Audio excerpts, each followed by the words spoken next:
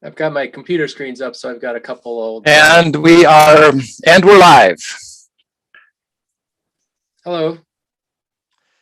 Hello, everyone. Let me get this fixed up a little bit. This is the Dogs and Baskets podcast. And today we're joined by Jim Parinella, 53-time national champion, world leader, and all-around great guy.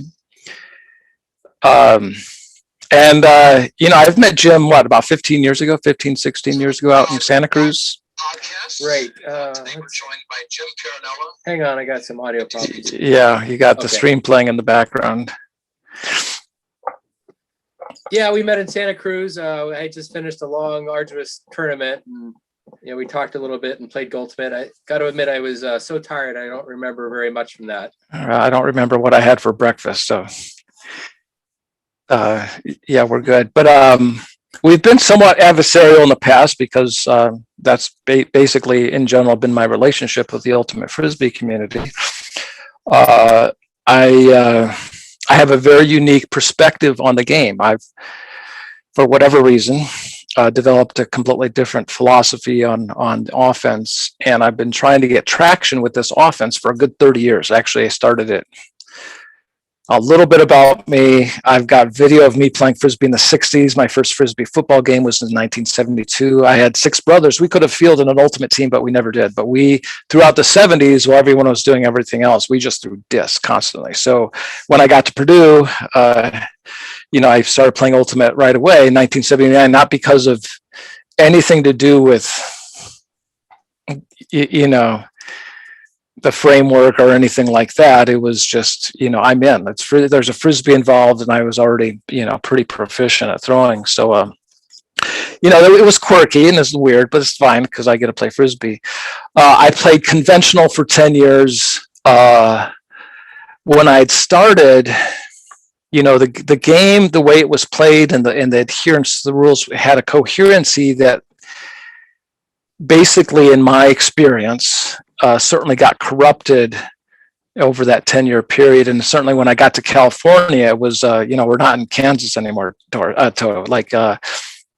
was a different game in California. It was kind of horrible for me personally, to be honest. And then I went to California. What's that? When did you get to California? I was there for a brief couple months in basically the spring of '83, went back to Purdue for another year, and then got there in earnest, basically the start of 2004. I was shocked that the main thing to me, I've been a phenomenal marker.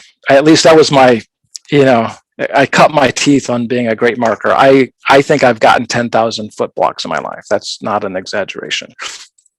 5,000 hand blocks at all levels, but that's a lot. I was really good.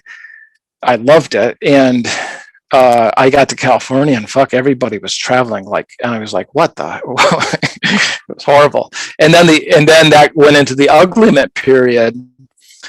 A short aside here, Black Tide, they had a mantra on their team: if you didn't lay out on every single defense attempt, you were off the team. And I never got blocked. I'm sure I did, but I never got blocked. And yet, it was like those little dogs nipping at your heels. Like every time I made a catch, or someone laying out and fouling me. And that was sort of the genesis of my whole offensive system, where it's like, okay, I can neutralize that gross cheating and that heavy fouling by playing the short game. And I had been doing give and goes since '79, but then I really started, doing that to an extreme. So anyway, and then in '89, I kind of started my whole team. I was like, fuck this conventional stuff. I want to do this. So I've been doing this philosophy stuff, triple threat dribbling since '89, kind of got really, but in '93 was the year it was like, oh shit, this, I was playing against Tsunami in Santa Cruz, probably the same field we played Goldie on. And my second child, my son, was born a few months earlier. And my team in the '90s were always, on paper, we should have gotten killed. because, it was just a bunch of scrubs because all the best players wanted to play on all the best teams. And this was really the year that everything clicked and I was able to teach it and put together a framework around it that worked. And in the middle of a point, I was filled with such deep suicidal level apathy. I mean, just overwhelmed. They can't stop me. There's nothing. I can do what I want, when I want, how I want. And please, you guys want to think there's ego here. There's not. This is just my experience. And I almost walked off the field in the middle of the point. And here we are 30 years later, and I'm still beating my head against the wall. But it was just astonishing. Like this, like I said, this just deep, profound apathy that, wow, this game's pretty stupid. And then I've been trying forever to, again, to just share my knowledge. Like, wow, the guys, there's nothing about style or preferences or opinion. The triple threat's a principle. It's always true. It's always been true. It'll always be true. It's a principle, and it's not an opinion. It's objectively a superior approach to the game. And then, of course, in the early 2000s, I had been a Bay Area phenomena for a long time and copied. I mean, in 2000, my best friend, soulmate, partner lost a battle with breast cancer, and I kept hearing this murmuring of, Frank, Jam's playing your offense. Jam's playing your offense. I was like, what? Because I had been tending to my friend. And they copied a lot, but they didn't understand it. And anyway. But then I got on RSD, and the rest is history. So yeah. And here I am. And I still the name of the podcast is Dogs and Baskets, which is a reference to an experience. This is the common ground. You've always argued with me, Frank, come on, find some common ground. Like, there's a round earth and the flat earth, it's not oblong. Like, when you get the gestalt that triple threat gives you, there's not a lot of common ground with Legacy Ultimate. Anyway, I don't know where I was going with that. I'm kind of lost in the. So why do you keep doing this, and why now? Why are you, launching a podcast to try to go over these things after, like you said, 30 years of toting at windmills? I don't know. You had success anyway. I mean, like the hexagon, I don't know if you consider that. No, that's. No, I'll send you a link. I've got a web page from zboys.org, which was my, kind of blog site, with a hexagon. Like it's clearly a hexagon. I've got all the positions, and Felix doesn't understand. No, like anything that you can throw at me. But let me get back to your question, because I have had success, but in a classic Frank speak kind of way. My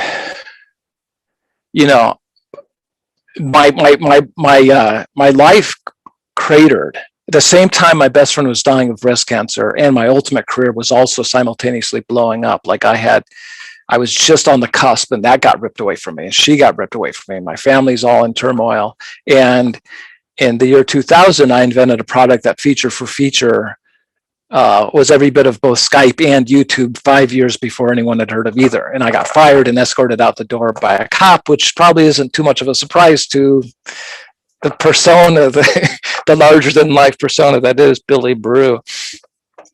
They thought it was a stupid idea and a waste of company resources. Any event, I was miserable.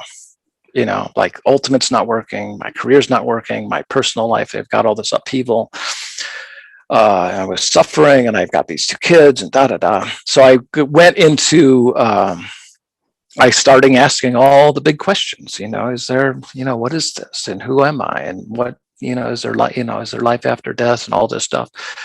Began rigorously getting into meditation and yoga, and became a vegetarian. And so when you ask me if I've had success, yes, I have. After 18, 20 years of meditation and doing all these practices, I'm a very content person, and maybe I'm ready now.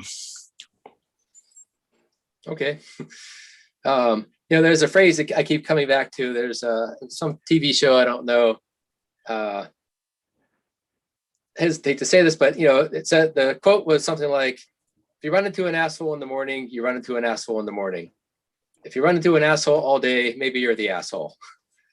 You know, so you feel like, you know, all these people that are arguing against you all the time. And I mean, you know, maybe you've been banned from a bunch of, you know, Frisbee websites. Yeah. You know, have you had success there changing, or you said you're a better person now, or? I didn't say I'm a better person. I never said I'm a better person. I said I'm content. Content. Have you learned anything from all those mishaps with other people? No, I don't. I'll go to my grave. Who does Ultimate belong to? The players. It's always belonged to the players. I don't know. No, wait. Who does baseball belong to? America, I guess. Humanity. Humanity. It belongs to the human race. At the little, at what level? I mean, the major leagues sort of belong to the owners. You know, there's this. I don't know, who's the game for? Like, I always felt Ultimate was for the players. You know, if there is some fame that comes with it, or some broadcasts, or, you know, publicity, that okay, but it still should be a player-driven sport. You know, it exists for the players. The rules of the game should be so that the players, you know, get the most out of it, not necessarily make it the best product. So God, we're going straight into the weeds here, which is fine. But I would really challenge you on this issue, because on the surface that sounds great, you know. However, we did this brilliant podcast 2 weeks ago with Matthew Arrett, who went with me through the ideology of the game. And without going there just yet, it's a brilliant interview. I've been saying, as long as you've been aware of me, that at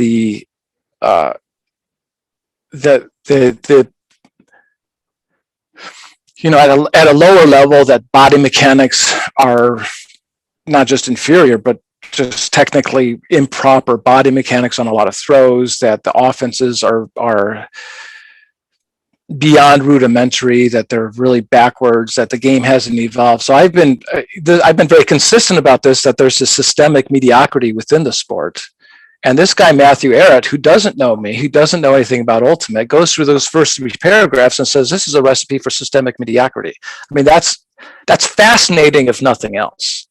So if that ideology, again, in those first 3 paragraphs, attracts a certain demographic of the overall population, you're going to get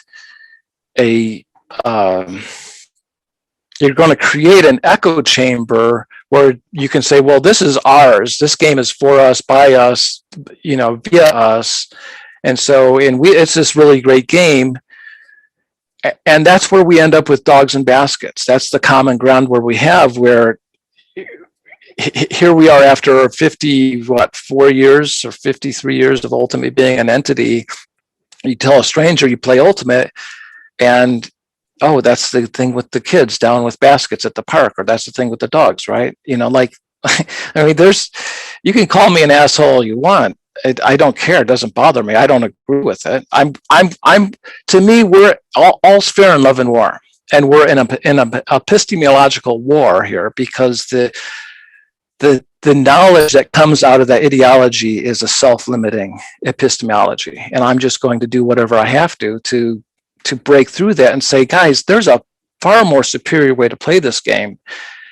And you guys can be stuck in your ideology all you want, but you're not going to get to where you want to be unless we have an adult, serious conversation about what the fuck that ideology is. Okay. So what is the ideology? Are you saying that sort of a lowest common denominator, but it also, I mean, you talked about the rules. It's really just a preface to the rules, and it was written so that, you know, nobody's going to go to the football rule book and say, oh, what is this football? How do you play it? Like, I don't even understand what the goal of the game is, but I think the ultimate rules, the preface is saying, in case you think that's with Dogs and Baskets, here's actually how the game is played. So it's something that was needed to, just set the stage that you don't need for other sets of rule books. And so, and I think, but again, am I? So I'm seeing a problem, and then you're not seeing that problem, and yet we have this agreement that there's this phenomenon where this sport is obscure. It doesn't. You can whether you turn on the AUDL or any other thing, the bleachers are empty except for other players and parents and girlfriends. It's not a very good product. The AUDL is objectively worse than USAU or the UPA, as I still call it, because that's, as far as the IRS, they're still the UPA doing business as USAU. We've paid Crawford over $1 million now in salary over the last 10, 12 years to get this ideology into the Olympics. I would have done it for $10. So the point is that, like, why was all that energy put into that Olympic thing or Crawford or anything else? All the youth, the one common ground that we have, again, is for Ultimate to be recognized. How do you say? How would you define that? What is it that you would like to see Ultimate? A household name, people to know what it is, to appreciate how great you think it is. Like, what is that common ground? Well, it's like your title of your podcast is the Dogs and Baskets things. You don't want to say I play Ultimate. You don't want that to be a question. Right, even the way you just said it, there was a little tilt in your voice. Like, I know. I hope they actually know what I'm. Yeah, right. That's our common ground. So let's just so I'm like, yeah, that's our common ground. Forget the asshole thing or anything else, because I'm just like, I'm not part of your echo chamber. I never have been, and I've been an interloper and saying, I like to consider myself the Donald Trump of Ultimate. I'm out there saying, I send mean tweets. Who cares? I want the same thing you want. And I'm not I don't think I'm an asshole. I'm a nice guy. Right. I'd like to be able to watch it on TV and place a bet. Actually, I think there are taking some bets. I don't know what the max is, but yeah. And you can said that that Ultimate has made it when you can actually bet on the games and bet. I know you've said a lot of. I remember that. You also said, what's spirit of the game? Spirit of the game is not being an asshole. I like that. But that's not what those first 3 paragraphs say. Well, the way I interpret that, I'm hardly the first to say this. And I remember a shirt that says, "Play hard, play fair, nobody hurt." Right. And if you go back to the new games movement, which has a direct lineage back to the Frankfurt School, which is Marxism, the new games movement had an expression that's almost verbatim to that was 2 years prior to Ultimate ever starting. It was almost identical with the words. Well, what's wrong with that mantra? Say it again. Play hard, play fair, nobody hurt. Okay, play fair. And it's not an absolute, of course, but no, I know, but we're going to get hurt. But so like the way I interpret the last part is, I'm not going to lay out into somebody's back, for a 1% chance of a block if there's a 30% chance I'm going to take them out. That's fair. Yeah, I mean, it feels like that's part of the rules. Yeah, I can't play fair. The Ultimate's so are you? Ultimate's not fair the moment I step on the field. I'm better than everybody. Right. Well, that's fine. If you're better than everybody, that's okay. Nobody's going to tell Brittany Griner to stop, catching the high passes and laying it in over. Right. So playing fair has a sense of equality of outcome or equity to it that doesn't belong in. They could have said something else, but playing fair is, the world's not fair. Nothing's. In that case, it would be, you can't push off.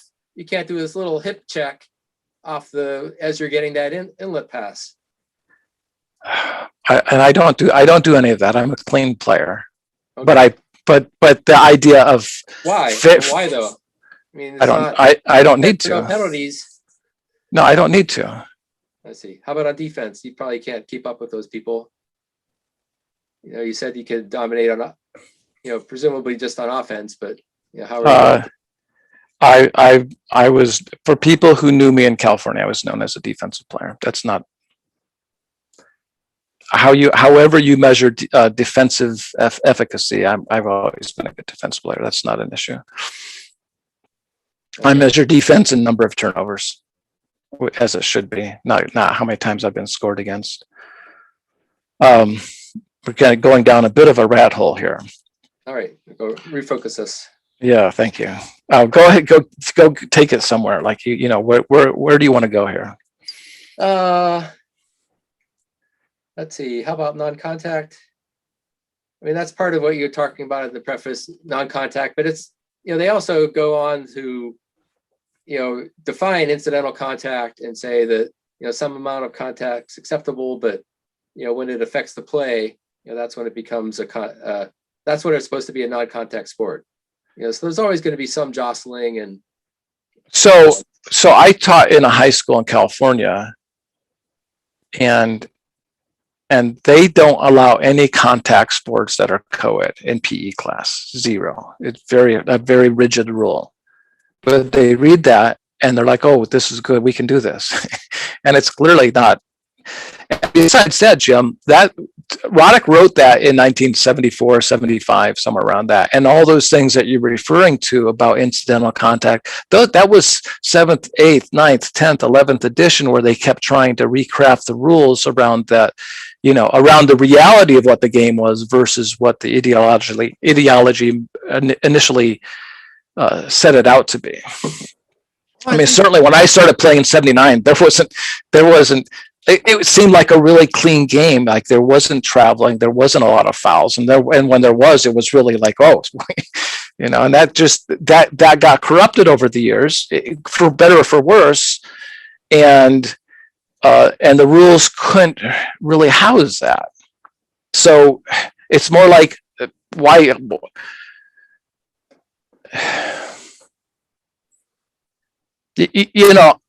So again, common ground. We want the same thing. We want to be able to go say ultimate without saying it sheepishly and embarrassingly. Right. That's what we want. You and I both want that. Right. And I'm asserting that ideologically, it's really problematic. It's those first 3 paragraphs. And again, watch last week's interview with Matthew Arrett, where he doesn't know ultimate, doesn't know anything about Frank Huguenot or triple threat or any of this stuff. And he draws a direct lineage from ultimate frisbee back to the Frankfurt School, which was started by Marxists. I mean, that's fascinating, if nothing else. And you're kind of being argumentative and kind of defending you're defending the echo chamber. I'm saying, Jim, the echo chamber is the problem.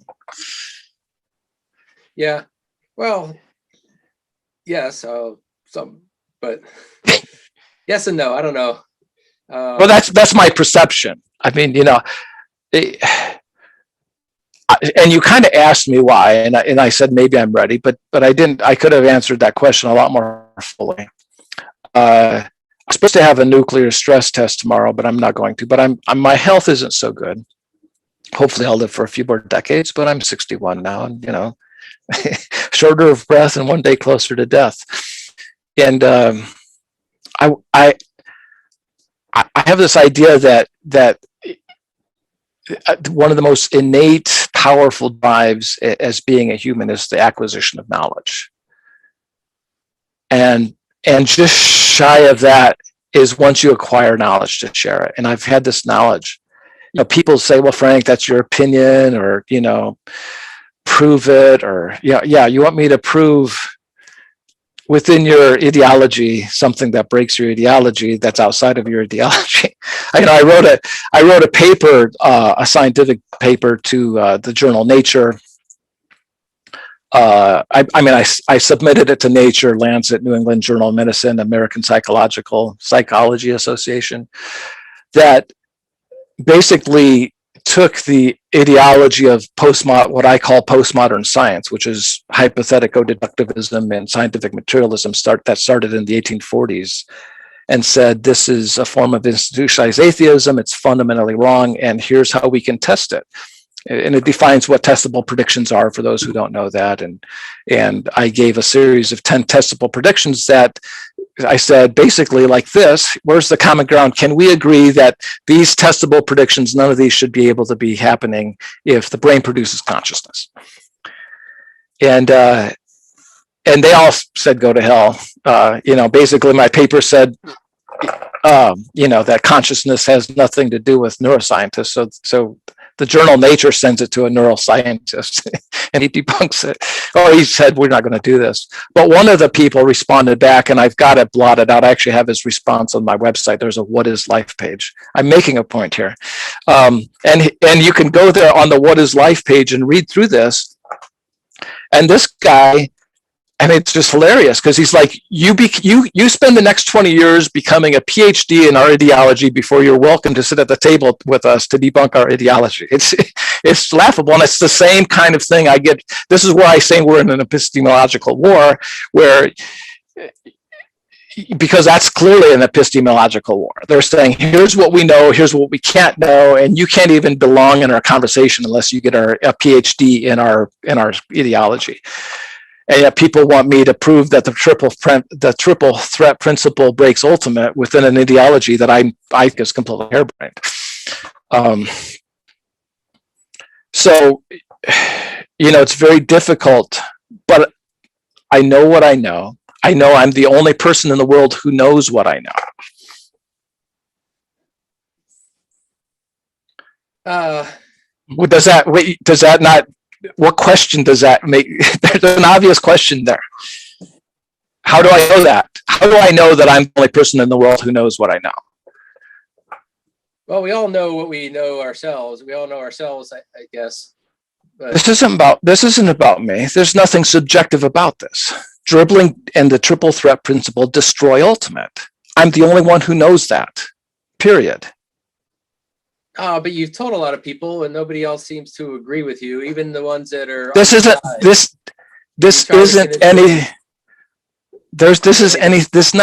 isn't anything to agree with. I'm saying I'm the only person who knows this. And it's obvious to me but I'm the only one who knows this. Because there's no team, you wouldn't, you would be saying these rules need to be overhauled. You would be saying, you wouldn't be, the players that you draft onto your team would be different. The drills you run would be different. The announcers that are on USAU or AUDL every coach would be doing things like the game would be completely different. This is a principle. Can I just explain the principle and you guys can, it sounds to me, part of the issue I've had for the last 17 years since you probably heard of me is that rather than debate me on the substance of my philosophy and my arguments, I get these ad hominem attacks, character assassination, impugn my integrity. Let's talk about the triple threat principle and dribbling and how it destroys ultimate. All right. So a couple of the things I think you were ahead of your time, or nailed back in the whenever that was. So I was definitely not a believer in some of these things, but now I am. Like the ambidexterity, that's a lot more common now. I've adopted it myself to the extent that I can. Teams seem more focused now on moving the disc instead of, it's a little less north-south than it used to be. I know you've always preached the use of negative space, and to you it's not yardage is completely out of the equation. It's not just less important than people think, but it has no value. Correct. Yeah, I disagree with you there strongly, but that's fine. You don't know you don't know how to dribble, and you don't understand the triple threat. I'm not surprised if you disagree with me. But to your point, in other sports like soccer, I said we were on the phone. I said I saw the Gold Cup game. The U.S. had the ball 30 yards out, and then next thing you know, they passed it all the way back to their keeper. And I thought, oh, that's fine. I couldn't imagine doing that, something similar in Ultimate. But I think the difference is you're attacking a point rather than or I mean, you're attacking a big open space rather than, a point. And I for a would, soccer team, let me grab that, if you don't mind. I'm not attacking either a point or a space. I never do. well, you have to get, that's what the goal of the Oh, game is, to score well, goals. No, that's the objective. The goal is to manipulate the defender. So I'm attacking the defenders. I don't care about the objective. The scores will happen by gravity happens. When I'm out on the field for, God, 25 years, there's only one guiding principle, is attacking the defense and the defenders. How are they aligned? Where are they compromised? Where can I penetrate? I don't care about I'm a huge fan of Simon Sinek, and one of his, who Simon Sinek is. He's God, I hate to compare. He's not really a self-help guru. Sinek is Sinek. He's kind of an entrepreneur, very enthusiastic, very upbeat, and philosophical, entrepreneurial. He says, don't chase results. Establish good values and the results will come. And that's my offense. I've done that in offense forever. The results, scoring will come. You have good values. I value balance. I agree with you. I would not do a 30-yard dump. I mean, that's crazy. But I would. I dribble sometimes completely beyond the backfield or to the deepest player on my team, completely away from my attacking end zone, if that's going to give me the advantage over the defense that I'm looking for. Because that's everything to me. Once I have the mental, strategic, and tactical edge over the defense, the results will come. But I value balance. I value space. All right, so like a successful penetrating sequence, how many passes would that typically be?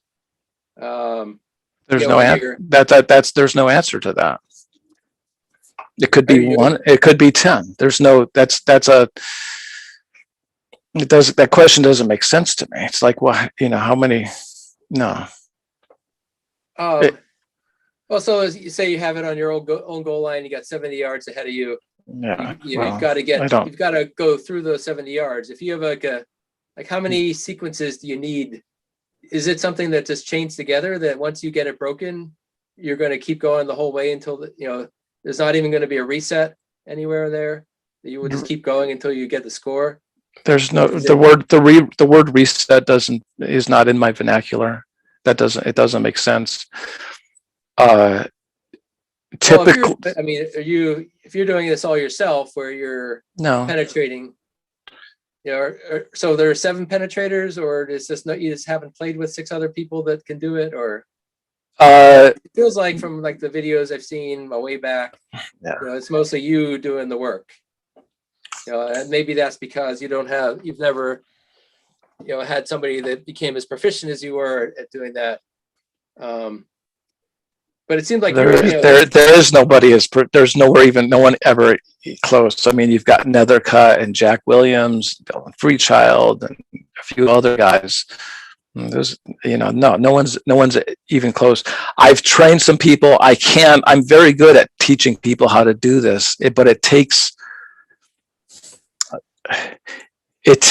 there's a sort of a 5-step process that I've explained to Felix, and there's some videos out there of, it's like 5 oh shit moments that kind of get, first is, oh wow, I can get this much separation, consistently. Then it's like, oh shit, look at the advantage this separation gives me. Then it's, oh, how can I exploit that separation? And so it goes from a tactical to a strategic to a mental advantage. Once you have the mental advantage, you can do what you want, when you want, how you want, because you've won mentally. Like the mental game is where it's at. Back to your question. It's been 30 years since I've thought in terms of how you're even framing that question. I don't look at 70 yards. I come to the line in your example, I break down the defense mentally. Sometimes I can see mentally a sequence of 5, 6, 7, sometimes higher things. And sometimes all that happens, which is freaking amazing. But it's far more dynamic than you're taking into account, I guess. Like I like to deploy the Nash equilibrium in my offense,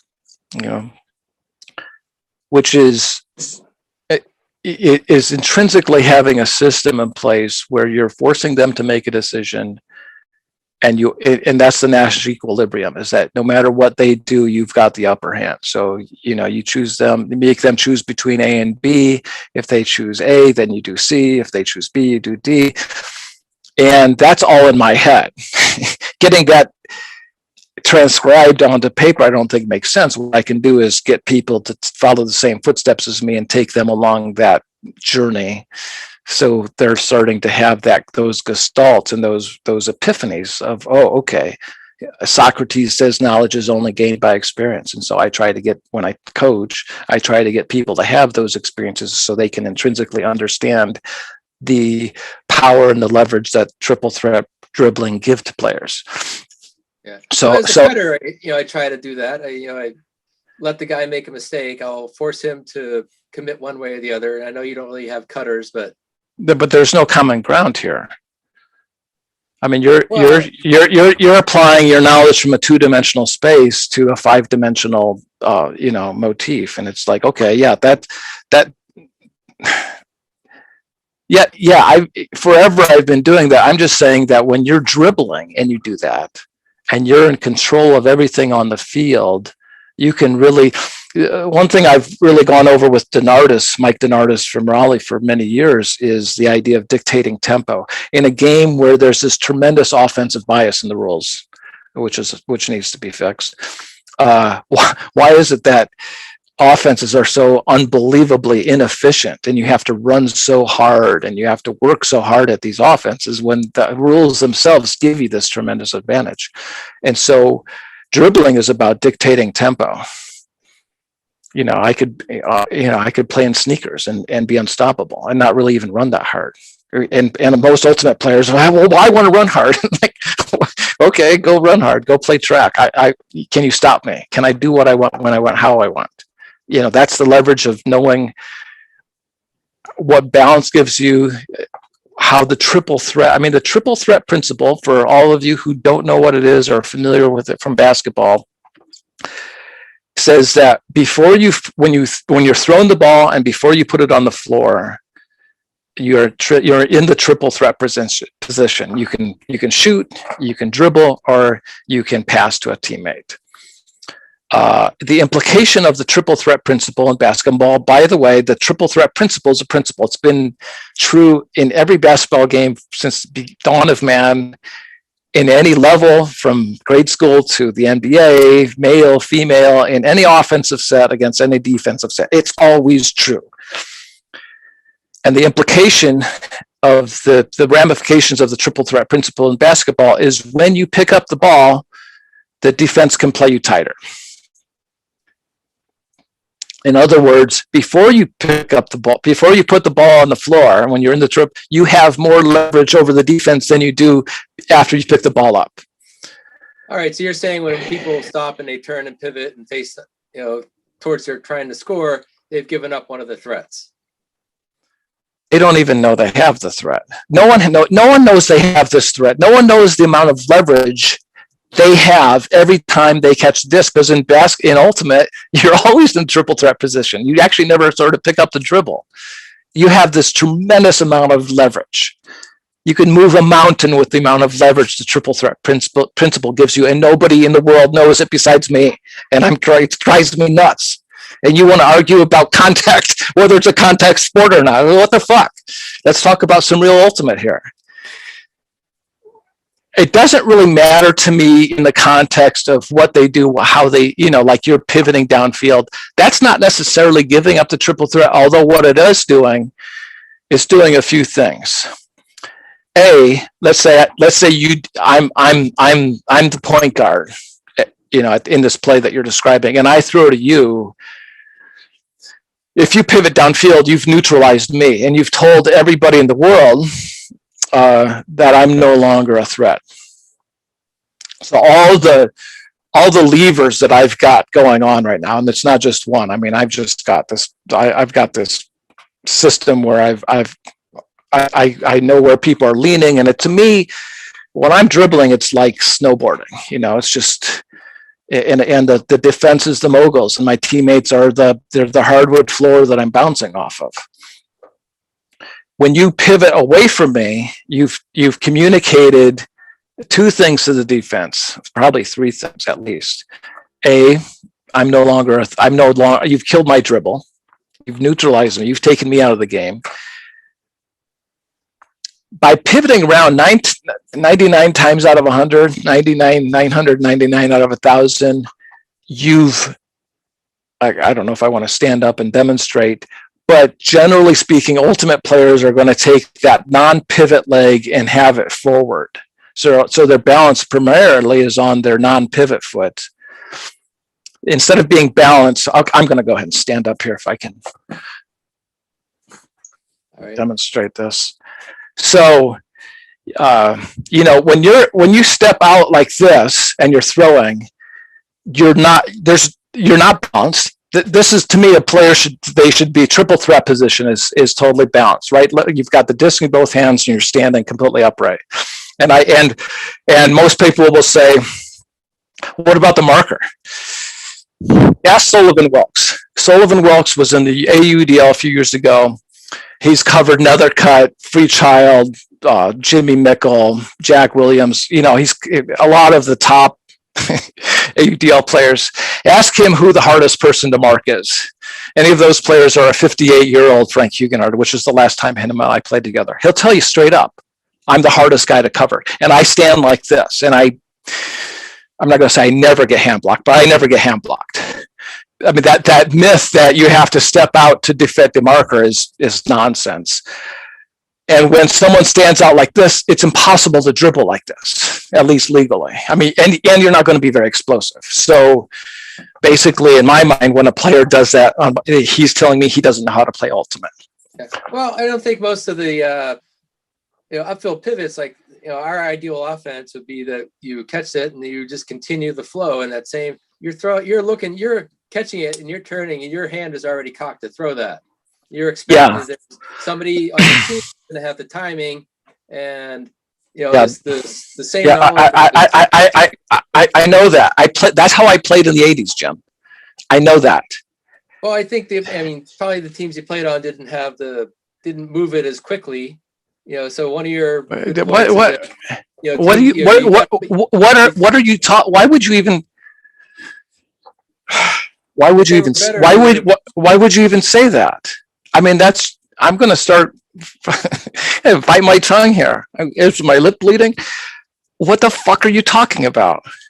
Well, I mean, how successful were those teams? How successful? Well, let me get back to this. In the fucking game with no roster limits, no penalties, there are a bunch of ridiculous rules where you can take as many steps as you need to stop. You're asking for results. Results in Ultimate Frisbee mean nothing to me. And you're saying, where's your results? Don't chase results, chase values. Results will come.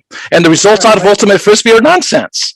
All right, so my value in that offensive structure is that you get the disc and you're throwing it right away because somebody else is seeing the same thing. They're, yeah, I understand that. Identifying the space the same as I've seen it, and you're catching, you're turning, you're throwing in the same motion, just like you advocate. No, I don't advocate. I don't. What you're saying there of continue what your definition. Let's put it this way: your definition of continuation is completely different from my definition of continuation. It's blind. It's blind. You're actually encouraging your players to make a blind play. Where's the continuation when you're pivoting 180 degrees blind upfield? That doesn't. If you're coming right back, I think then the pass, we would probably want to throw the same pass in that situation. A lot of times we talk about the power position. You're trying to, you're running sideways relative to the field, not or even away, or you get the frisbee and it's a small turn, it's not a 180 because you're totally changing your direction there. This is you're all. you're keeping in the same direction. And I get all that. Everything you're saying. Someday, let's put it this way. Someday someone else is going to figure this shit out and they're going to say that's fucking obsolete. Like the stuff I teach philosophically is so far, and I hate to sound arrogant because God damn it, I just want to share what I know. The stuff that I teach, I mean, what your system is highly inefficient in terms of calories per point, or however you want to measure physical efficacy, like how efficient is your system, how much effort's required to score. God, yours is so horrible. I don't think so. I mean, we want to have exactly. Well, but you don't have a reference frame to compare it against. I do. So how many people are moving in your offense at a time? 1 or 2 or 7 or? What do you mean by moving? Unfortunately, I had this thing with App State here in Boone a few years ago. I had 4 weeks with them and we got video of a tournament in Greer, but it's not, and I got the footage. Luke Johnson was kind enough to come down with his drone, which is really what's the best as far as looking at, apples and oranges and saying, wow, these oranges taste great. But it's not representative enough where I would creative, go through it and say, this is my system, because it's not.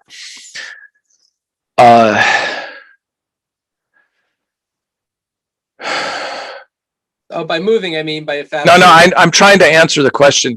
Generally speaking, it's like 1.5 or something. I mean, I'm trying to answer it. The most important, the second most important position to the point guard is the center post.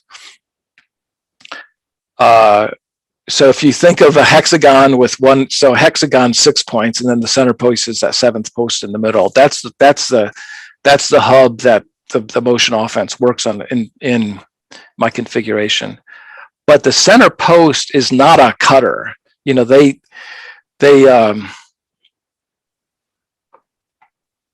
They kind of just extend out 5 or 10 yards, just enough to draw that their defender back, and then so they can post up, like Robert Parrish or something back in the day. Just to post up in basketball, just like the post up players making not a center in the NBA is not making a center an in cut. They're just posting up. So that's what the center post is. They kind of just post up. So they're moving a little bit, jostling for position, and their job is just to post up to facilitate the dribbler. And if they don't, if that defender is playing in a way that they can't post up, the forwards on the outsides, I'll penetrate to one of those, and now I've got that center post on the right side of me. Multiple dribblers. What's that? One dribbler or multiple dribblers? On any given 7, probably two or 3. So dribbling is in basketball, it's in soccer, it's in hockey, it's in field hockey, it's in lacrosse in the form of cradling. So everyone needs to know how to dribble, just because everyone dribble. Ultimately, it's the only sport where dribbling requires the cooperation of teammates to be able to facilitate dribbling. So everyone needs to know, but sort of point guard level, shooting guard level kind of dribbling would be 2 or 3 players, and everyone else is in a supporting role. But if you've got, in my version of the hex offense, you've got rotations going on where forwards become flanks, and flanks become forwards, and point guards. So, depending on the team, it could be more, but at any given moment, it's mostly just 1 or 2 players moving. But if it's me, I'm not even running very hard. Okay, well, that makes sense. Once you have the leverage, and when you get to a point where that they know that that you can do what you want when you want, it's like it's like that old adage in football of establishing the running game to set up the passing game. The dribbling is the running game. It's missing an action, an ultimate. And if you can establish the running game of dribbling, the more you pound them with dribbling, the softer they get. The softer they get, the more you pound them, and you just kind of you communicate to them by pounding them with dribbling that here's what I'm doing. You can't stop me, even if that's what I'm saying about attacking. That's what I value. Instead of valuing goals, I attack their minds. Like it's like, okay, here I come. You can't stop me, even if it's sideways or in, And then once you establish that, you can run play action passes. You can run pick and rolls legally. You can run misdirection plays and counter plays and all those kinds of layers that get in there, which is what I'm talking about. If I've got 70 yards to go between one end to the other, it could be 2 passes and a huck, or 2 dribbles and a huck, however you want to say it. Or it could be a sequence of a play action pass and a pick and roll, and it gets down there, and then we got a penetration. And like, there's no hard and set fast thing. It's not like it's going to be 100 passes every time or 2 passes. It doesn't, that question, it's a non sequitur, doesn't make sense. Yeah. I'm sure this is a bastardization, but we'd played a 6-1 offense. We called it 6 handlers and 1 cutter downfield. That the 6 people would try to keep it moving the whole time. We also did a variation called the 3-second offense, where we pretended. I know you said 3 seconds is way too long, but it's also a lot less than 10. Three's good. I have this stat that I invented that's really great called player efficiency rating. And there's a complicated version which involves defense. So if you turn it over, you can get it back. But if you can get a player efficiency rating of 1 or higher, that's a great thing. And it just basically the average time of possession, which means the average time it's in your hand divided by your throwing percentage. So if you're throwing 95% and the disc is in your hand, an average of 500 milliseconds, then you're going to have a high PER. And if all a team did was try to have a PER of 1.0 or higher per player and per team, they'd be unstoppable. 3 seconds is not a bad thing because 3 seconds happens. You can't always be at a 1 second. Something happens and you have to figure out, okay, I need to re-penetrate or do a counter or do something to. Well, plus you see things developing, and that within if you give it another 2 seconds, that the person's going to be in a much better position. Yeah, it is any long pass. Some of them you can catch and throw, but a lot of them you wait just a little bit to get more open. Let them get more open, and you can end the point. Ending. So one of 2 things happens after a long throw. A, you're either playing defense, or B, you end up playing defense. You either score or you don't. And frankly, all things being equal, I'd rather be shredding. I mean, shredding, the way I've developed shredding, it's the fucking best, man. I mean, I think I'd like to think you would agree that Ultimate, as it's currently configured, does not. We don't see the best application of this piece of plastic that we all love. I do see a lot of the motion you're talking about in some of, like, I was watching a college game a couple years ago, and they had it on the line, and they dumped it, and then the guy just immediately bolted to the center, to try to reestablish, get the position back. He wasn't concerned about yardage at all. He wasn't concerned about, moving. He just moved right away. It was just a really good, instant play that, the disc wasn't in anybody's hand for very long, and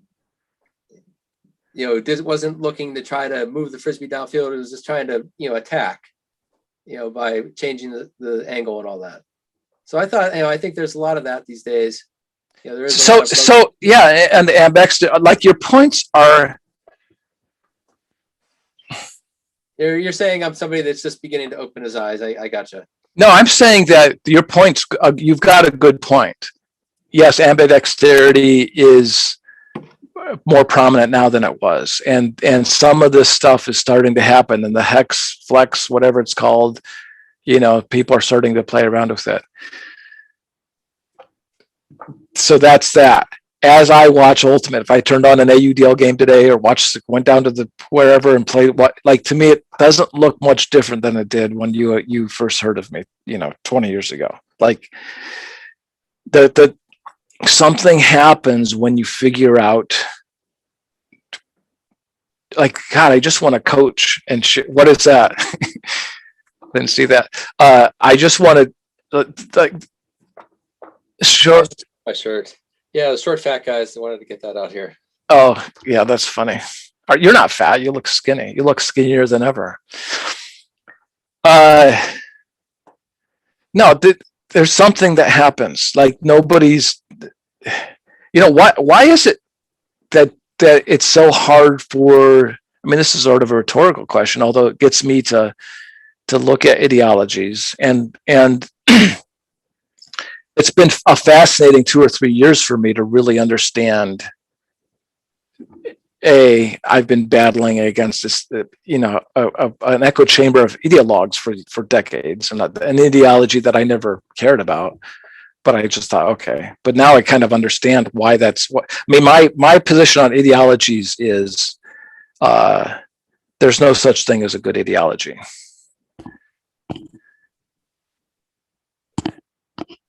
Yeah, and this being it's holding things back. Right, but we see it in science, and people say, "Well, look at all this technology," and they'll say, "Well, that's not a good argument." That's a straw man argument. What's happening? Do you got to go? No, I was just trying to read some of the comments. Oh, anything interesting? I don't want any hate. I've had enough of that. I'll skip that one. Oh, fuck you. Whoever that was. By the way, let me just say this. All you haters out there, instead of sniping at me, come onto the program and bring it. Like if you've got something you want to argue with without attacking my, integrity or, character assassination, let's have a conversation and talk about it. Yeah, Felix chimed in a couple times, but yeah. Oh, by the way, David Kaminsky, that we're agreed to just interview each other here. It's not a standard interview. We're just both trying to. This is what I want. Right. This is what I want the entire podcast to be about. I'm going to be interviewing or having a conversation with the world's foremost leader on the first 3 centuries of Christianity in a few weeks. But I want this to be conversational, not interview style. Yeah. I'm reading some. Judd Apatow did some interviews with comedians, and they're not really interviews. They're just talking to each other. They're interviewing each other. They're feeling free to, and I thought that was just a great format. So I've tried to take part of that today. Yeah. No, I think it's because, I'm a big fan of Sam Harris. I want to debate him. I think I could take him apart, but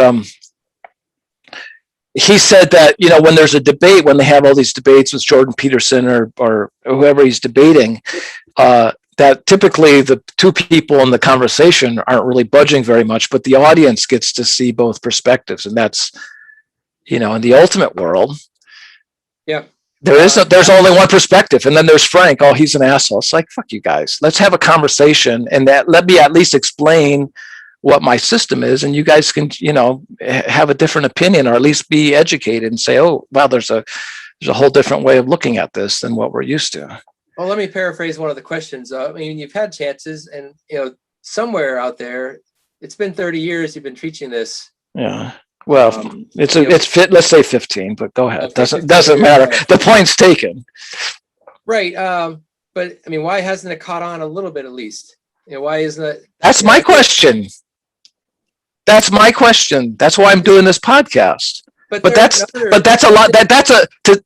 That's a logical fallacy. That's a poor argument for saying, Frank, you're full of shit. Like, come on, that's the best argument you have. Oh, it's not the best, but I think it's an argument. Like, there are other things like the vert stack gave way to the host stack, which gave way back to the vert stack. The force middle became force one way. Come on. But there's I mean, all these other oh my you might God. look down on them, but there's all these. Yeah, I know. I used to draw with crayons, and then I was doing construction paper. Then I went back to crayons. What the fuck you're talking about? You're talking about kindergarten stuff. I'm teaching PhD level ultimate, and you want to talk about. So have had a chance to develop. You've had some opportunities with teams. So the last opportunity I had a deal with the Caps at the App State team. They made 3 conditions. I coached them. I met with them several times. I coached them, so they had an idea what I was about, and then they made an agreement with me. This agreement had 3 conditions. A, this was not a gimmick offense. B, it worked against good teams, and C, I was capable of coaching it. That was it. It was those 3 things.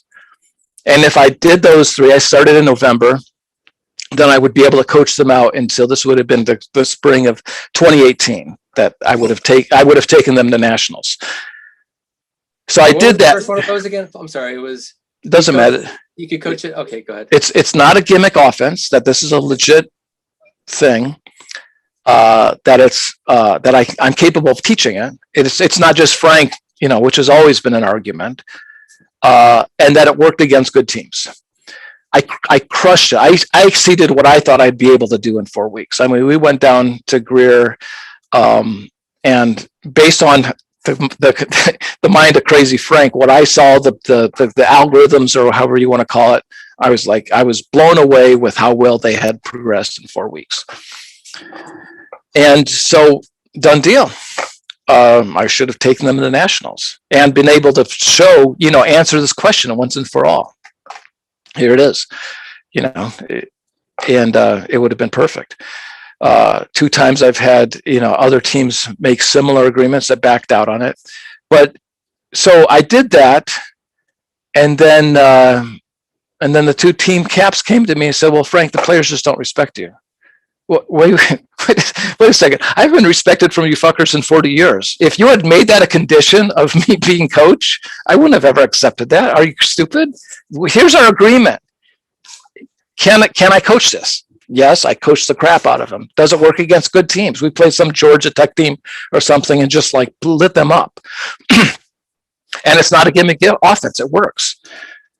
Had they made that a condition, they have to respect you. That's ridiculous. That was never a condition. So they just said, go away. They never paid me the money they owed me, and they broke my heart. I've had other people make promises. It's obviously very frustrating, but I'm let's put it this way. I'd like a job. Anyone out there who has a team, and I'm not going to do high school, right? I mean, this isn't about ego per se. It's more like I have a limited number of years left on this planet. I want to coach an AUDL team, a decent open team, at least offensive coordinator. Although I have to say, that doesn't make too much sense to me that I'd want to be head coach. But if I'm going to show that this works, I want to do it with a quality team. And there's got to be one quality team out there. I'd be willing to relocate. There's got to be one quality team out there that says, you know what, Frank may be an asshole, but I can't argue with anything he's saying. It sounds factually correct. It sounds right. I'm willing to take a flyer on this guy. Why hasn't that happened? We've got this so-called professional league, like I've been waiting for Ultimate to go pro since 1982 for 2 reasons. A, so that they can fix these screwy rules. AUDL has actually gone objectively worse with their 30% bigger field, wider. And so that you could have real players being being coached by real coaches. Ultimate players are inherently uncoachable. And in what other sport do the players choose the coaches other than golf, which doesn't really count? But, like the coach should actually be choosing the players and saying, this is what we're doing. We're going to run this system. And this is how it is. I think it's a straw man argument, and it's pretty weak. Well, the players own the teams. That's why they choose the coach. It's not there's somebody else owns the team. In what other collegiate sport do the players choose the coach? Nowhere, but No, yeah, okay, great, thank you. That's good. That was a yes or no question. What about they have club teams? Like my son wants to play club basketball when he goes to school next month. Mhm. Yeah, so I think that's a player-run organization. They play intercollegiately. There's not, if they have a coach, it's at the discretion of the players. It's not a valid argument that the triple threat motion offense dribbling destroys ultimate. I mean, it does. There's no, this isn't up for debate. It's not a controversy. Dribbling destroys ultimate. That's a bit of a non sequitur there, but. Well, no, the question is Frank, if this is so great, why isn't anybody doing it? Oh, you're going back to the original question. Yeah. Okay. Any other good questions out there? Let's see. Somebody thinks you could be a little more understanding of everyone else, but you're also saying, but you don't believe you're convinced you're right about everything. So no, I'm not. No, that's not. Can you phrase that in the form of a question? Let's see, Frank, you do not want to accept that anyone else understands. You enjoy being unique.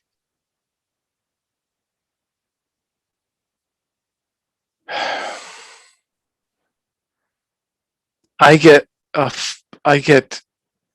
the amount of joy I get out of shredding. And like I said, I played conventional. To say I don't understand is really, and your comment about, well, your team sucks. No, it says you don't accept that anyone else understands anything. I don't, there's zero evidence for me out there that anybody understands triple threat and dribbling and how it destroys ultimate. And someone will send me a video, Frank, look at this guy, look at this player. And there's no evidence. Like there's nothing. I don't know. Maybe there's on some island in the Pacific, someone's doing this and there's no video, but I mean, it's not like I don't pay attention. The game is stagnant. It's been stagnant for decades. There's this whole different paradigm shift that dribbling and triple threat causes, and it doesn't. I'm just like, what the hell? Why isn't this? I'm not a huge fan of empathy. There's sort of four or five levels. 4 levels. There's pity, then there's sympathy, then there's empathy, then there's compassion. I'm all about compassion. I have a great deal of compassion for the community in that they don't get to experience the same joy that I experience when I'm shredding. I would love to share this knowledge with the world. It's so much fun. It's so much more entertaining. Like it's so much better than anything you guys are doing. And correct me if I'm wrong. Send me a video. Hey, Frank, what about this? What about that? I don't see it. It's like you guys are missing out on the best. God, how do I say this so it's not hyperbole or comes across as opinion or preference? The triple threat principle gives you an enormous amount of leverage, and it's always true. Can anybody argue with that? Like these, and I've been hearing this stuff that you're saying for 20 years, 30 years. Yeah, okay. So what? So what if I am an asshole?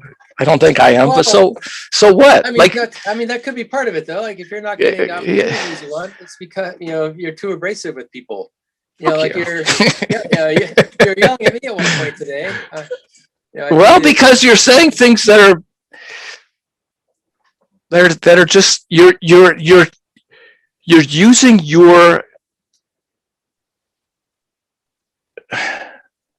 I'm trying to put things into my world. I understand, and I'm saying you've got this system that has no roster limits, and trust me, for people who don't know, and I think you and I agree on this. I think back in the day, I was saying roster limits should be 14 or 17, and I remember you saying, maybe 17 or something.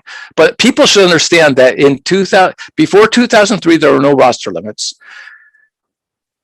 Then when Mike Payne was president of the UPA, they made the roster limit 27, which is a joke. And I don't, correct me if I'm wrong, and it probably doesn't even matter, but I don't think a single player, at least one of these top level open teams, actually had to cut any players when they instituted 27 players as roster limits. No, and if they have practice players.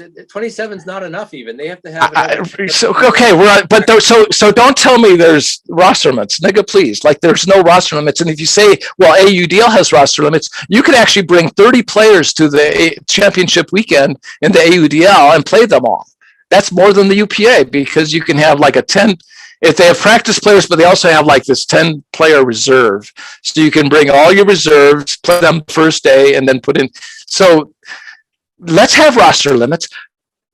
AUDL actually had a penalty for traveling, and they took that away, which like makes no sense. Let's have penalties. Let's have rules that actually, every single rule, you can go through the rules in Ultimate. Let's say in sports, you have on one end of the spectrum, the refined, the nuanced, the graceful, the balanced, whatever, athlete and team. And on the other end, you've got the crude, the gross, the clumsy, all right, along that spectrum. And you go from grade school to pro and all this, but that's a fair spectrum, right? Yep. Steve Hall, who's basically a winter league player and the commissioner of the AUDL, which is kind of funny, doesn't agree with that. Along that spectrum, every single rule I will show you in Ultimate favors the crude and the gross and the clumsy, as opposed to the graceful. Every single rule, every one of them. So you're going to have this system that produces these erroneous results with tons of false positives. God forbid the person who actually wins a national title in anything, present company excluded, and thinks they've won something. I mean, you've got no penalties, an entire framework of rules that favors the mediocre, and no roster limits. And you want to superimpose those results onto the greatest player ever. And I don't care about your results. Like, come on, let's fix some rules, and then we can actually have a conversation of, well, yeah, this system works and that one doesn't. Like, your whole system's set up for mediocrity. And you're saying, Frank, if your system's so good, why isn't it caught on? I don't know. Why are you guys still throwing with horrible body mechanics? There must be enough. I mean, there's so many opportunities out there. There was a guy, a Silicon Valley immigrant, that started coaching his daughter's basketball team. None of them knew how to play. Had them full pressing the whole time, and before you know it, they were in a state championship.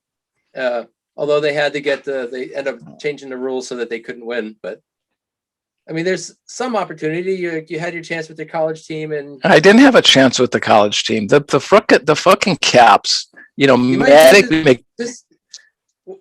McDaniel went and told to his subversives, said, Frank will be here 4 weeks. We'll get rid of him.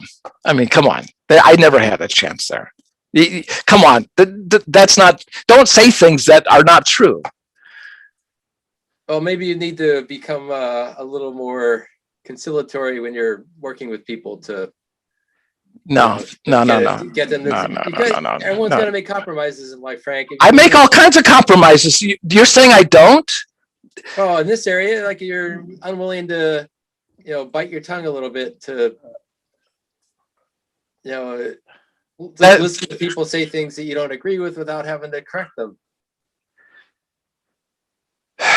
Actually working with a team, that's, maybe kids are soft today, but Jesus, just swallow your pride a little bit and just try to work with those people if you're, if you get another chance. When was the last time you attended one of my practices? I don't actually remember you being there, observing. No, you haven't. So you don't know. Right. So just guessing from. You're extrapolating. Yeah, I'm a passionate guy. I'm extremely passionate.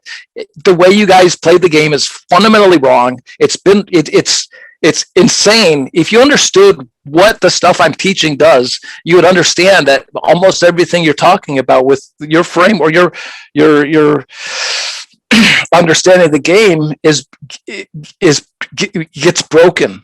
like dribbling is a game changer. It requires an entire overhaul of the rules. It changes the game. I'm very passionate about it. And if I throw off some F-bombs, who cares? The stuff I like, if I get banned off of Reddit, who suffers? You know, it's like, and you know, what about being ulti? I don't know if you know the experience about being ulti. I was on there for 2 days and I got yanked for no valid reason. I got yanked for no valid reason at all. And the worst part about the being ulti experience for the community, not for me personally, was there was a tremendous number of people who were like, fuck yeah, that they felt that they had a voice, that someone's actually standing up to the ideologues and saying bullshit.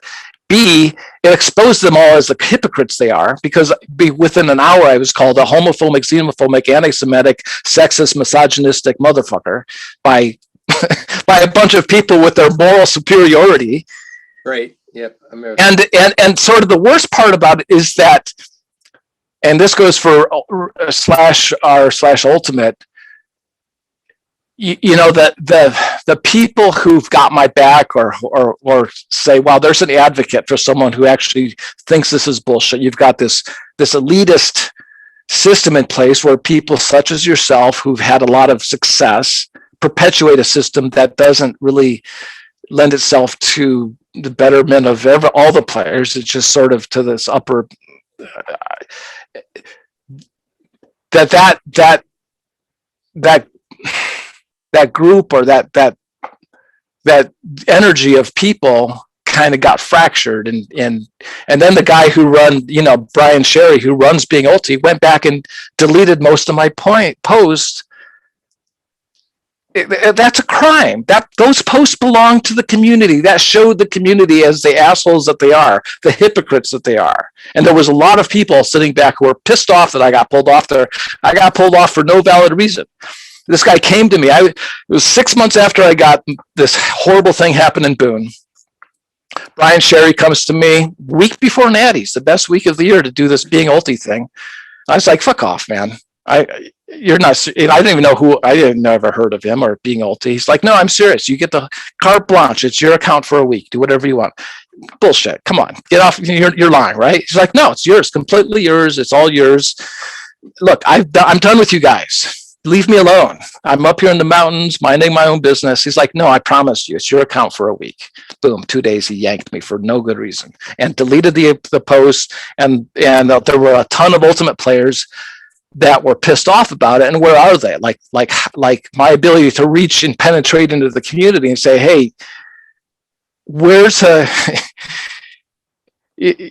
know, it's like a one-party system. And then there's this other party trying to form that says, wait a minute, you guys are ideologues and we just want to play the game and we want rules that make sense and we want advancements in how the game's played. And the powers that be ideologically just kind of censored all that. Yeah. That's not. Yeah. The Ultimate community, I feel like they're, for preaching tolerance, they're very intolerant. And Ultimate Twitter is kind of toxic, and it's not really a good place to be. I don't spend a lot. Yeah, I know. I don't really want to get on Reddit again, but it's the principle of it. They've violated my First Amendment rights. That's a town square. That's a town square. That belongs to humanity. It doesn't belong to a bunch of leftist Marxist moderators who hate. Yeah. They confuse hating what I say with hate speech. Right. One of the moderators, I feel like he thinks that he owns that subreddit. Right. That's his, not, and he puts himself in charge a little bit too much. Right. And I sent him a personal note. I knew his name. He was offended that I forget his name, like Dear Todd or whatever it was. I can't remember. And he's like, don't call me by my name. Like, what? He was offended. Like, what the hell kind of world do we live in where you can't actually, hey, Jim, how are you? I have to call you Bimber Mouse 16 or is this anonymous crap? Okay, so I don't know. I've got a lot of knowledge about the game. I know that everything, like I know the core of my being. from the depths of my heart, dribbling triple threat violate everything you think you know about the game, and the community knows. And when and if there were ever some players that figured it out, they would say the same thing. These rules need to be overhauled. Let's say there's a team that says, okay, we like, this and this and this, but not this and this, or that and that. And we want you to come coach us this and this, but we don't want that and that. Would you take that, or what would you do? Probably not. I mean, it's just such a stupid thing. It's such a stupid premise. Like, there's not one AUDL team that wants to win a national championship. Like, okay, we suck. We've sucked for years. Here's our new coach. He's the coach, and that's what we're doing. Whatever he says. I don't know. Call me old fashioned. Call me old school. That to me is what like a coach does. You're saying, well, we've got this flat earth and Frank's got a round earth and he wants to have a cube, except on the bottom it's a there's no middle ground between what dribbling does to the game and conventional ultimates. So you can't, that doesn't even make sense to me. It depends. Well, I mean, you would have to stipulate what those, okay, Frank, you can do this and you can't do that. And maybe in there's some obvious compromises to be made, but in the context of dribbling and, like triple threat's a principle, dribbling is a tactic. So you kind of have both of those. In that context, there's no half-ass way to do that. Like, well, let's say you're teaching a grade school team. You're not going to unveil the full package for them, are you? Isn't that too complicated? Or am I going to be teaching them a stunt move, a drop step swim move, crossover moves? No. So there's layers and layers of sophistication and nuance, in like dribbling moves. Like, would you take a 5-year-old that you're teaching how to snowboard and teach them how to do the most advanced things? No. So, but the framework itself works irrespective of how nuanced you are in your moves, right? Makes sense. Yeah, well, but basketball, there are fundamentals that you wouldn't teach to grade schoolers. Like some of the team aspects of it, motion and the switching and all that. Correct. Right, but the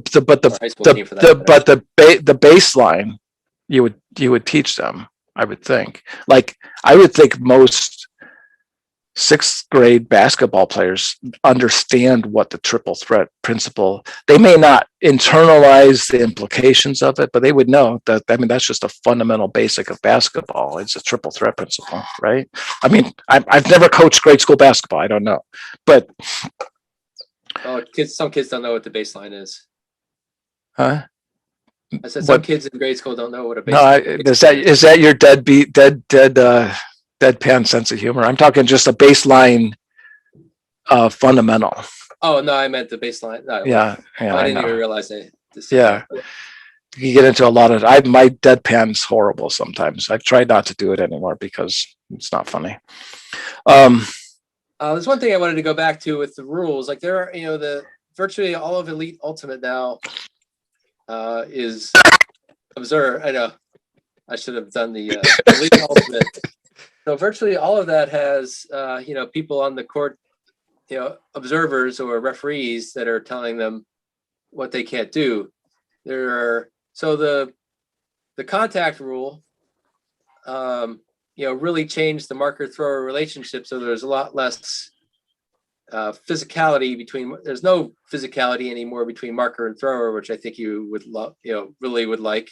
No, I hate it. You hate that there's not any physicality between marker and thrower, or you hate that there was? No, I hate that they've not understood the problem and didn't understand the root cause of the problem and made the game worse. I mean, the way the God fuck. I mean, as certainly. I mean, I don't even know what to call it. I'm a really great marker and always have been.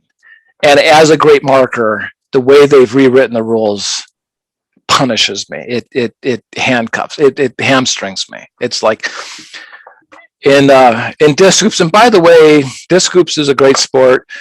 A real quick synopsis of what disc hoops is. I've been on this train for decades of these rules need to be overhauled. I submitted a set of rules to the UPA in 2004. They never responded. I thought, okay, great. I'll just do Ultimate instead. That's just one person. I can just convince him.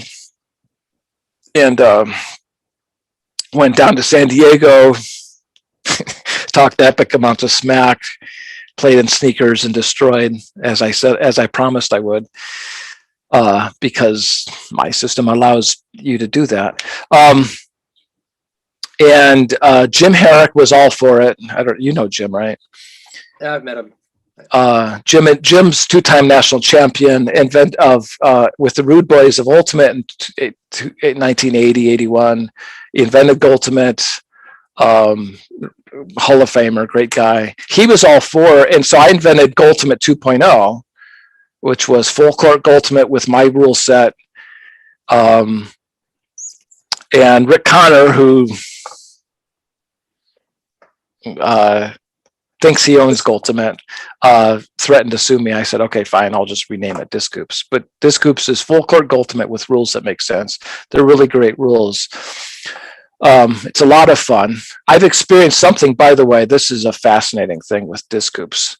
I mean, how often in your lifetime have you been playing pickup or tournament or whatever in a park where you've had people walking their dogs or whatever, and you've had a large number of people just stop and watch Ultimate? Oh, this is great entertainment. We were in Golden Gate Park, Bart Watson and Taylor Casino and a bunch of jam players and myself. And at one point, the entire field was surrounded by people who sat down and came to watch. They brought their coolers. I mean, just random strangers. That's fun. Yeah, I've never experienced that. So anyway, with Disc Hoops, I learned really cool things about three things about referees. Being a ref is really hard. To be good, you quickly appreciate the difference between a good ref and not an observer, like a real ref. You quickly appreciate like a really good observer. I mean, ref versus someone who sucks. And the third thing is some large percentage, maybe 50% of the referee's responsibility is game management. Like they're performing a service that keeps the flow going, and they got to work the emotions and the tempers. And of course you take that all into account with Ultimate. It goes out the window. Back to the point. In Disc Hoops, it's legal to knock the throw out of the disc out of the thrower's hands. We didn't touch any of the marker thrower rules at all, but if you hit the disc out, it's a turnover. If you hit him on the hand, it's a foul, and you can foul out, or there's free throws. But there's a way to mitigate contact. That simple change eliminated 95% of all thrower contact. So the way that it's been handled, without understanding why that's a rule. Do you know why it's illegal to knock the disc out of the thrower's hand? Tell me. I interviewed Irv Kalb a couple of years ago, and Joel Silver's credited with inventing Ultimate. Johnny Hines and Buzz Hellring were sort of involved in the rules formations, but Irv Kalb was the guy who, from 70 to 1980, he started the UPA in 1979. He was the major curator and manager of the rules. I interviewed him, basically like, what the hell? You know, the jump pass is supposed to be legal in Ultimate. Yeah. Like that, like it was an unbelievable interview. I was like, well, why aren't jump passes legal? He's like, they are legal. What are you talking about? Like that's a pretty big thing, that you can be sitting there and you've got the disc and that you can jump and throw it. And I said, but the oh fuck moment was when I asked him why it's illegal to knock the disc out of the thrower's hands. I mean, I got sick to my stomach because I knew instantly we're in big trouble. He said, because a throw didn't happen. The throw didn't happen? Yeah, we're in deep shit here. I thought you were going to say it's because it's good. No. But you're not getting the implications. Irv had been playing a lot of flag football at the time. And I don't know about you, but when I grew up in South Bend, Indiana, we played tackle. Well, to what age, though? I mean, I stopped playing tackle when I was, 18. And No, I understand. Well, see, but you played tackle. You're from Cleveland or Pittsburgh? Pittsburgh, yeah. Yeah. Right. Steelers, Notre Dame. I mean, Irv was playing flag. But the point is that ultimate Frisbee, this is really, people really need to understand what the framework of ultimate is. I want to do a whole other podcast on this because it needs to be understood, at least like, oh, okay. Is that what we agree on? Because nobody knows this. Ultimate Frisbee is a downs-based sport. It's not a possession sport. And the only thing you need to do to get another first down is through a completion. And once you realize that, you're like, oh, fuck, all these rules are based on that. This is insane. There's no, what's the predominant guardrail in football? Whether it's conventional or flag or touch, what's the one way to put an end to what's the primary way to put an end to a play? Tackle. Yeah. Okay. That's there's out of bounds is a guardrail, and then completion's a guardrail, 4 downs is a guardrail, but the primary guardrail is tackle. Ultimate Frisbee is that system with no way to tackle someone. And so if you had the ability to run with a disc, let's say like dribbling, it fucks the game up. Like it destroys the game.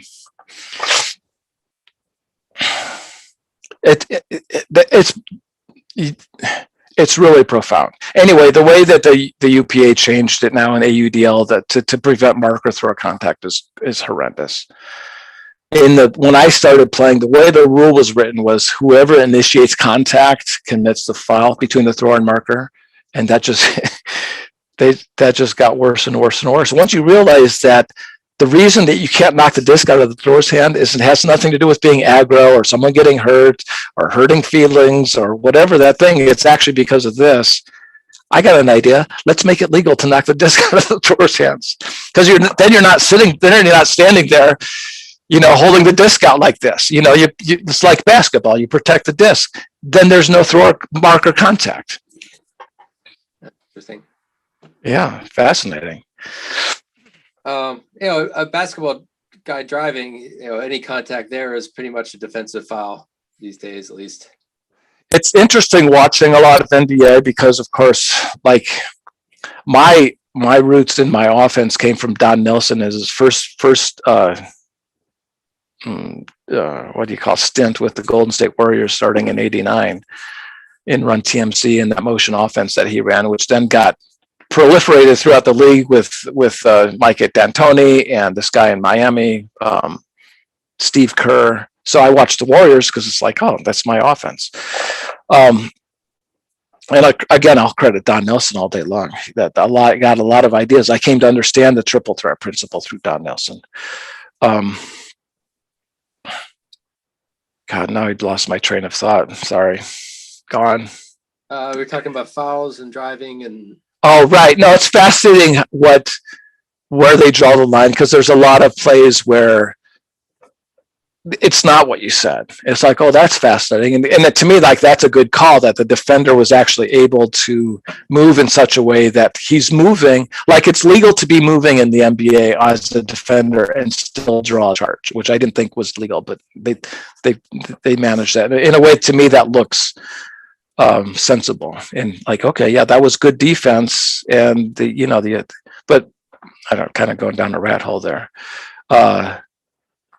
So when you there's a 15-minute riff on thrower marker contact, I forget what led up to that and where you were going with that, because there's other rules about how the game is managed at the elite level, huh? Or they will penalize like a card, or I don't know if they've actually, last time somebody's gotten thrown out for aggressive marking, but they have at least cleaned up that relationship. I thought you would have liked that part, but apparently not. But they will card people and assess team penalties at some point for over aggressive. Yeah, it's been, Jim, for since I started, it's been one Band-Aid after another without understanding. Look, if you're going to solve the problem, you need to agree on what the problem is, but then you need to get to the root cause.